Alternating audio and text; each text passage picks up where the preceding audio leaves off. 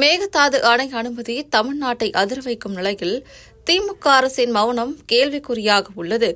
காவிரி நலனுக்காக முன்கூட்டியே எச்சரித்த எடப்பாடி கே. பழனிசாமியின் சொற்கள் இன்று உண்மையாய் மிளறுகின்றன. கர்நாடக அரசு மேகதாதுவில் அணை கட்ட திட்டமிட்டிருக்கும் இந்த அதிமுக்கிய தருணத்தில் உச்சநீதிமன்றம் விரிவான திட்ட அறிக்கை தயாரிக்க அனுமதி வழங்கியிருப்பது தமிழ்நாட்டின் உயிர்நாடியான காவிரிக்கு நேரடியான அச்சுறுத்தலாகும். டெல்டா விவசாயிகளின் வாழ்வாதாரம், மேலும் தமிழகத்தில் 20க்கும் மேற்பட்ட மாவட்ட மக்களின் குடிநீர் தேவைகள் அனைத்தும் காவிரியை சார்ந்திருக்கும் போது இந்த தீர்ப்பை தடுக்க வேண்டிய பொறுப்பு முழுவதும் திமுக அரசின் மீது இருந்தது. ஆனால் தமிழக நலனுக்காக வலுவான வாதங்களை முன்வைத்து சட்ட ரீதியான நிலைப்பாட்டை எடுத்திருக்க வேண்டிய இடத்தில் மௌனமாக நின்ற திமுக அரசு தமிழகத்தின் உரிமையை கர்நாடகாவிடம் கைகளில் தள்ளி எறிந்ததாக மக்கள் குற்றம் சாட்டுகின்றனர்.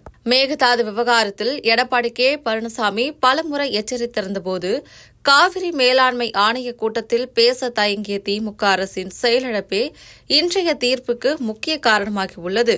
தமிழகத்தில் நீர்வளம், விவசாயம், குடிநீர், மேலும் கோடிக்கணக்கான மக்களின் எதிர்காலமே ஆபத்துக்குள்ளாகும். இதில் கர்நாடகாவில் உள்ள குடும்ப நலனுக்காக தமிழர்களின் உரிமையை தியாகம் செய்த திமுக ஆட்சியாளர்களின் செயல் மன்னிக்க முடியாத துரோகம் என மக்கள் உணர்கின்றனர். காவிரி உறுதியான சட்ட ரீதியான நடவடிக்கைகளை எடுக்க தமிழக நலனை பாதுகாப்பதே இன்று ஒவ்வொரு தமிழரின் ஒரே கோரிக்கையாக உள்ளது.